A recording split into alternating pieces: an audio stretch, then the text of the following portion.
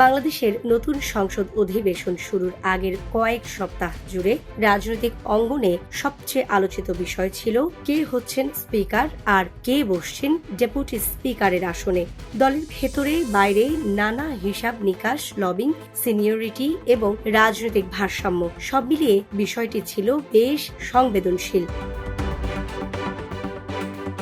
Speaker পদে সম্ভাব্য হিসেবে আলোচনায় ছিলেন একাধিক অভিজ্ঞ নেতা, বিশেষ করে মঈন আহমেদ, জয়নুল আবেদিন এবং ওমর ফারুক। এই তিনজনকে অনেকেই ফ্রন্ট রানার হিসেবে দেখছিলেন। দলীয় অভিজ্ঞতা, প্রশাসনিক বোঝাপড়া এবং দীর্ঘ রাজনৈতিক কেরিয়ারের কারণে তাদের নাম ঘুরছিল জোরালোভাবে। কিন্তু শেষ পর্যন্ত সব পূর্বানুমান ভুল প্রমাণ করে স্পিকার হিসাবে নির্বাচিত হন মুক্তিযুদ্ধ বিষয়ক মন্ত্রী হাফিজউদ্দিন আহমেদ। এই সিদ্ধান্ত শুধু অপ্রত্যাশিতই ছিল না, বরং এটিকে অনেকেই কৌশলগত পদক্ষেপ হিসেবে দেখছেন। কারণ একজন সাবেক সামরিক কর্মকর্তা এবং মুক্তিযুদ্ধ বিষয়ক মন্ত্রণালয়ের দায়িত্বে থাকা ব্যক্তি হিসেবে তার একটি আলাদা গ্রহণযোগ্যতা রয়েছে, যা সংসদ পরিচালনায় একটি নিরপেক্ষ ও নিয়ন্ত্রিত পরিবেশ তৈরি করতে সহায়ক হতে পারে। তবে প্রকৃত চমকটি আসে ডেপুটি স্পিকার নির্বাচনের ক্ষেত্রে।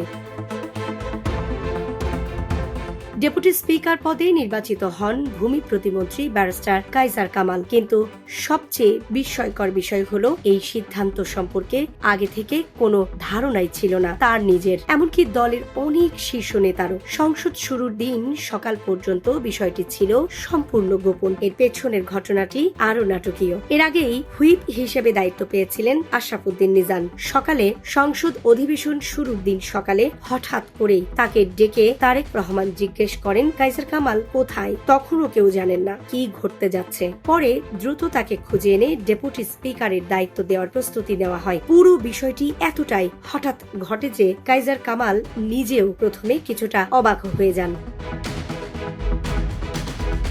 পরবর্তীতে এক সাক্ষাৎকারে আশরাফুদ্দিন নিজাম জানান, কাইজার কামাল মূলত তারেক রহমানের আবিষ্কার, অর্থাৎ তাকে এই গুরুত্বপূর্ণ পদে আনার পেছনে দলের শীর্ষ পর্যায়ের বিশেষ আস্থা কাজ করেছে। একজন দক্ষ আইনজীবী হিসেবে তার সুনাম, সংবিধান সম্পর্কে গভীর জ্ঞান এবং সংসদীয় প্রক্রিয়া সম্পর্কে পরিষ্কার ধারণা এসবই তাকে অন্যদের থেকে আলাদা করেছে।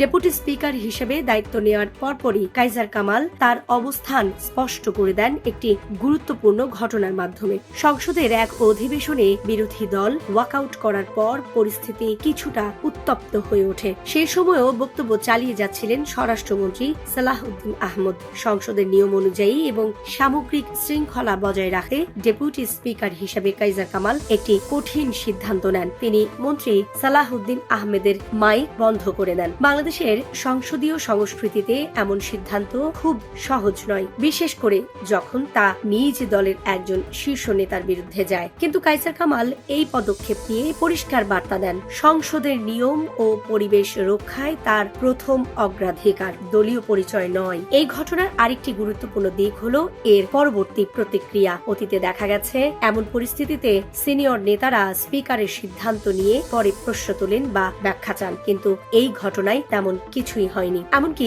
সালাহউদ্দিন আহমদ নিজেও পরে এই বিষয়ে কোনো অভিযোগ বা প্রশ্ন তোলেননি। রাজনৈতিক বিশ্লেষকদের মতে এটি বিএনপির অভ্যন্তরে একটি পরিণত রাজনৈতিক আচরণের ইঙ্গিত দেয়, যেখানে প্রাতিষ্ঠানিক সিদ্ধান্তকে সম্মান জানানো হয়েছে, ব্যক্তিগত বা দলীয় অহমিকার চেয়ে সংসদের শৃঙ্খলাকে গুরুত্ব দেওয়া হয়েছে।